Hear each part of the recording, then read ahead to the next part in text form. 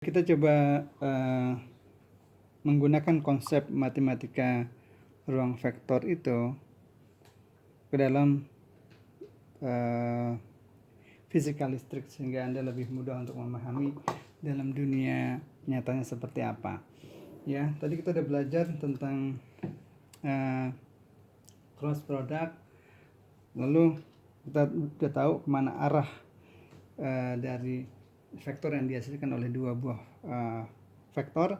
Jadi misalkan saya mempunyai dua buah magnet, ya sebut saja ini magnet ya, magnet utara dan selatan. Kalau kita punya utara dan selatan, maka kita mengetahui akan muncul medan magnet yang arahnya dari utara ke selatan. Dan Anda harus membayangkan bahwa medan magnet itu 3 dimensi. Jadi bisa aja bentuknya seperti ini, gitu, ya, melingkupi board ini atau papan ini, gitu ya. Bisa begitu juga. Lalu dia masuk ke dalam, bisa juga begitu, ya. Nah, pertanyaannya adalah, misalkan kita punya sebuah penghantar, sebut saja kabel ini, dia bergerak ke bawah dengan kecepatan tertentu. Jadi kabel ini bergerak dalam medan magnet dengan kecepatan tertentu. Nah, pertanyaannya adalah kemana arah gaya magnetnya atau magnetic force-nya. Ya, pertanyaannya itu. Nah,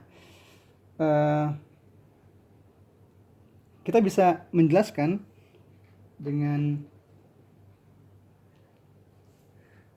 apa?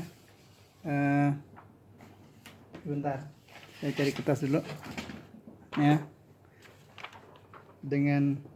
Jadi dengan bentuk 2 dimensi. Ini kan 3 dimensi nih. Yang kita coba buat dalam bentuk 2 dimensi. Ya. Ya. Kita tahu tadi bahwa magnetic field-nya menembus kertas ini, ya, masuk ke dalam kertas. Jadi kita bisa tulis, bisa kita gambar, B-nya adalah demikian. Ini tandanya magnetiknya atau vektornya masuk ke dalam kertas, ya, masuk ke dalam kertas, ya. Lalu kemudian ada kawat atau kabel yang bergerak ke bawah dengan kecepatan tertentu. Oke, kita gambarkan.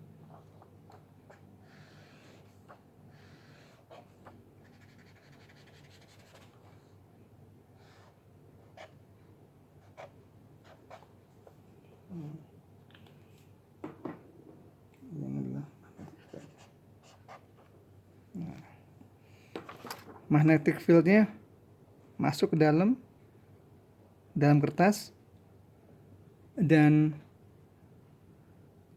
kecepatan penghantar ini turun, bergerak ke bawah. Pertanyaannya, kemanakah arah magnetic force? Kemana? Ya. Nah, kita ini sebenarnya sudah diteliti oleh para fisikawan zaman dahulu kala, bahwa kita bisa menggunakan aturan tangan kanan, ya, aturan tangan kanan. Jadi ini adalah arah masuknya medan magnet, ini adalah arah kecepatan, dan tapak tangan adalah arah magnetic force-nya. Jadi bisa kita gambarkan, ini masuk ke dalam, lalu dia turun. Nah, berarti seperti ini. B-nya masuk ke dalam sini, ya kan, ke arah sana. Lalu B-nya adalah kecepatan daripada penghantar itu turun, maka magnetic force-nya dia akan bergerak ke arah kanan. Berarti dia akan bergerak ke arah kanan, ke arah sini. Ya, kalau ditulis secara matematis maka V sama dengan Q. Q itu adalah nilai daripada muatan itu, ini skalar. Lalu dikalikan dengan kecepatan penghantar cross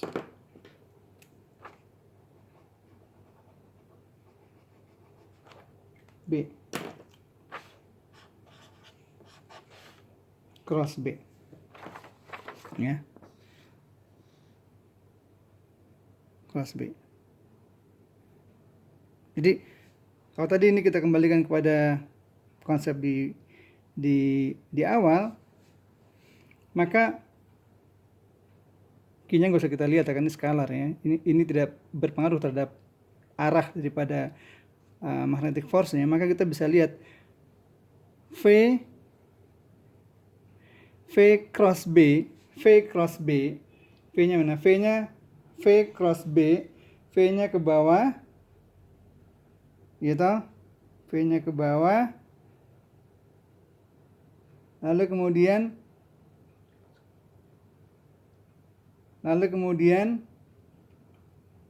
B-nya berada di B-nya ada di hadapan telapak tangan dari tangan saya, ya. Jadi V-nya ke bawah dan telapak tangan menunjuk vektor yang ada di hadapannya. Maka Anda lihat jempol saya akan mengarah ke kanan. Berarti hasilnya pasti positif. Positif. Ya. Nah, jadi antara pendekatan matematik vektor dengan yang terjadi di kenyataan di fisika listrik, Anda bisa melihat begitulah hubungannya, ya. Nah, berarti kalau Anda balik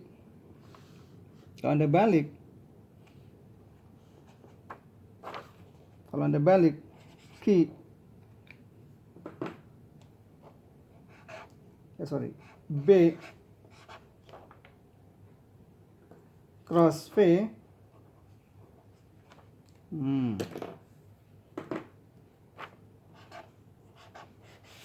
maka arahnya pasti akan negatif atau berbalik atau melawan arah, ya. Oke. Udah jelas ya kira-kira. Nah, kalau ini mau dilanjutkan secara fisika listrik, maka kita bisa mengetahui ketika force-nya bergerak ke kanan, maka di dalam kawat penghantar ini ada muatan. Ya.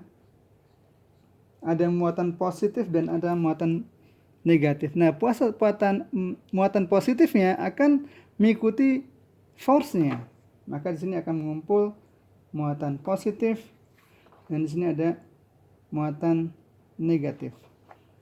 Inilah negatif, ini adalah positif. Sehingga kalau kita sambungkan dalam sebuah rangkaian tertutup, sebut saja sini ada lampu LED misalnya kan. Jadi ketika ada medan magnet lalu ini penghantarnya turun dengan bergerak dengan kecepatan tertentu, maka akan mengalir arus dari positif ke negatif sehingga lampu ini akan menyala. Ya, selama penghantar itu bergerak dengan kecepatan tertentu yang memotong medan magnet, maka akan menghasilkan arus listrik dan membuat terang daripada bohlam ini. Demikian. Terima kasih.